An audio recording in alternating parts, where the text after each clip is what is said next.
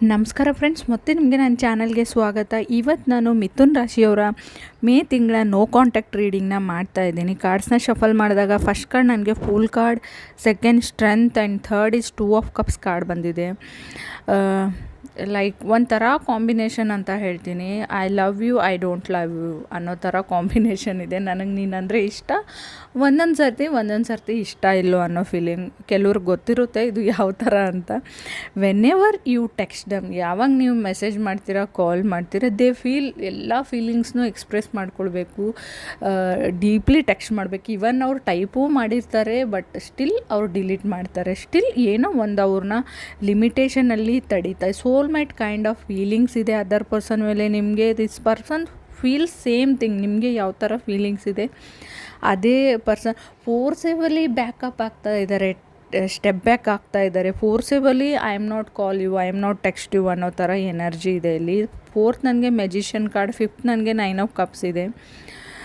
Not to text you energy.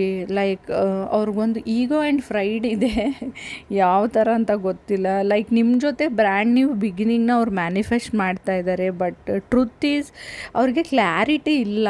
ಏನು ಮಾಡಬೇಕು, ಇವಾಗಲೇ ಟೆಕ್ಸ್ಟ್ ಮಾಡಲ, ಇವಾಗಲೇ ಹೇಳ್ಕೊಂಬಿಡ್ಲ, ನೀವೇನು ಅಂದ್ಕೊಳ್ತೀರಾ, ಏನು ಹೇಳ್ತೀರಾ, ಏನು ಥಿಂಕ್ ಮಾಡ್ತೀರಾ ಅವ್ರ ಬಗ್ಗೆ ಅಂತ ಬ್ಲಾ ತುಂಬ ಓವರ್ ಥಿಂಕಿಂಗ್ ಯೋಚನೆ ಇದೆ ನಿಮಗೂ ಅದರ್ ಪರ್ಸನ್ಗೂ.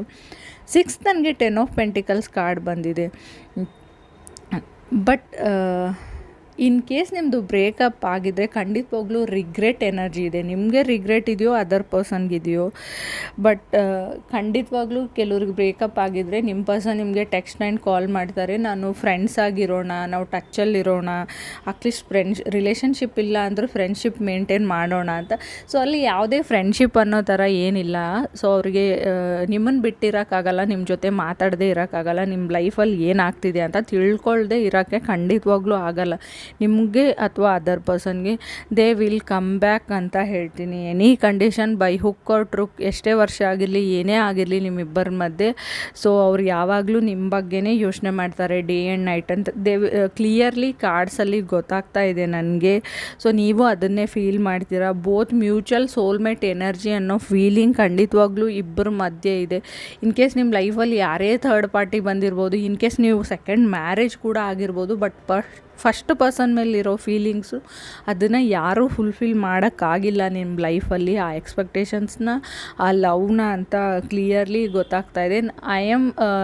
ಏನು ಹೇಳ್ತೀನಿ, ನಾನು ಇಷ್ಟರಲ್ಲೇ ಪರ್ಸ್ನಲ್ ರೀಡಿಂಗ್ನ ಕ್ಲೋಸ್ ಮಾಡ್ತಾ ಇದ್ದೀನಿ. ಏಪ್ರಿಲ್ ಮಂತ್ ಆದಮೇಲೆ ಯಾವುದೇ ಪರ್ಸ್ನಲ್ ರೀಡಿಂಗ್ನ ನಾನು ತೊಗೊಳ್ಳೋದಿಲ್ಲ, ಮಾಡೋದು ಇಲ್ಲ. ನಾನು ಸ್ವಲ್ಪ ಬ್ಯುಸಿ ಆಗಿರೋದ್ರಿಂದ ಮುಂದೆ ಯಾವಾಗ ಪರ್ಸ್ನಲ್ ರೀಡಿಂಗ್ನ ತೊಗೊಳ್ತೀನಿ ಅನ್ನೋ ಗ್ಯಾರಂಟಿನೂ ಇಲ್ಲ. So thank you. ಬೇಕಿದ್ದರೆ ಬೇಗ ಬುಕ್ ಮಾಡ್ಕೊಳ್ಳಿ. Thank you.